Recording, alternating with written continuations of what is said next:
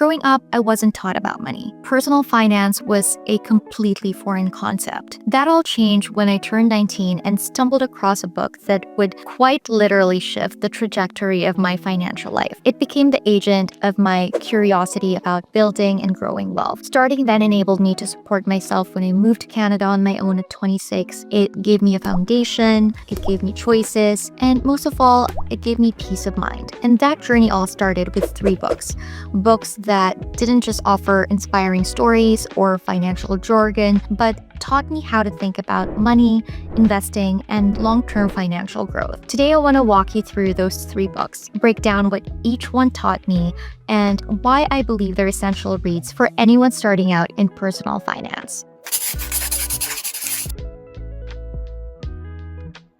The first book is The Richest Man in Babylon, written in the 1920s. It delivers financial advice in a simple, story-driven format. At 19, the idea of financial literacy seemed overwhelming, but this book made it feel approachable. The core takeaway is pay yourself first. Before paying bills, rent, or anything else, put away at least 10%, preferably more, of what you earn. That concept alone flipped a switch in my brain. I started doing just that.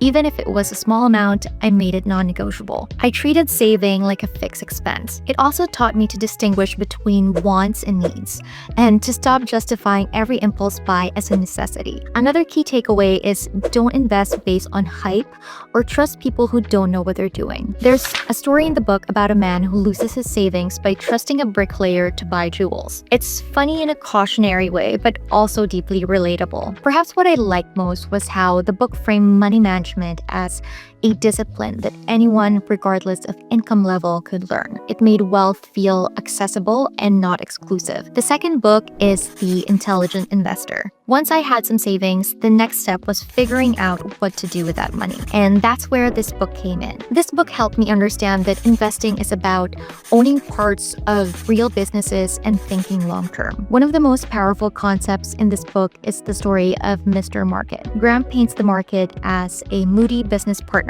who shows up each day with a wildly different offer to buy or sell your shares. Sometimes he's euphoric, sometimes he's depressed, and your job isn't to react emotionally. It's to stay rational. That analogy changed the way I looked at price swings. I stopped seeing them as threats and started seeing them as opportunities. And I'm not gonna lie, The Intelligent Investor was a challenging read for me personally. I wasn't used to thinking in terms of intrinsic value, margins of safety, or analyzing financial statements. I had to take it slow. I learned about the concept of margin of safety. Essentially, never pay more for an investment than it's objectively worth, so that even if you're wrong or unlucky, you have a cushion. Graham advised only buying a stock when it's significantly below its calculated intrinsic value, like paying 50 cents for $1's worth of assets. Perhaps the biggest lesson from this book, though, was emotional. Graham wrote, "Investing isn't about beating others at their game.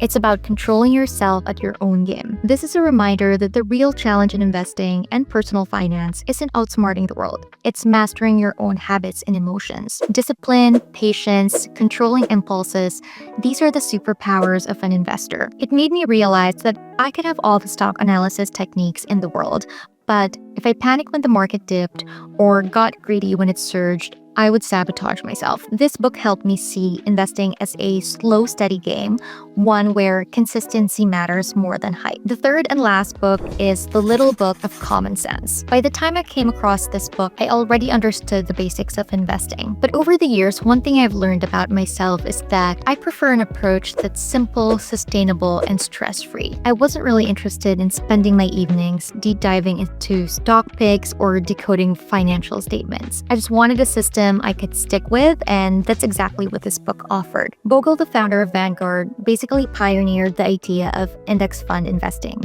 His core message is simple: don't try to beat the market, own the market. He explains how most people and even professional fund managers fail to outperform the market after fees. Instead, he advocates buying broad market index funds with low fees and holding them for the long term. One quote that stuck with me was, "Don't look for the needle in the haystack, just buy the haystack." In other words, stop trying to find the one next Amazon or Google. Just Own a slice of every company that you believe in through an index, because collectively, those companies will grow and make you money over time. After reading this book, I shifted my investing strategy. I no longer needed to keep up with daily financial news. I was investing consistently, and over time, that consistency began to pay off. It also reshaped how I thought about wealth.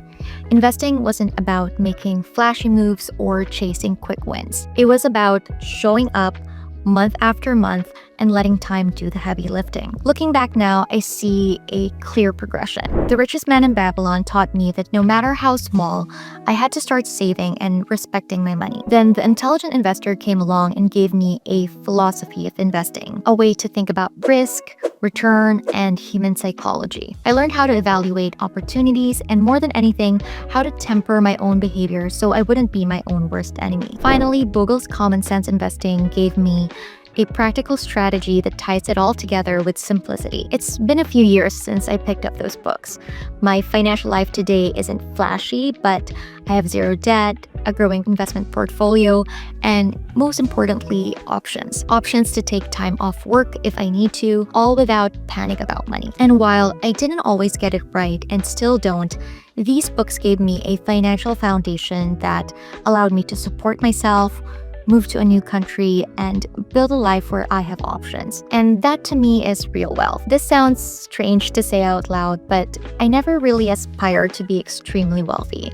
My goal has always been freedom, the ability to spend my time how I want on things that matter to me.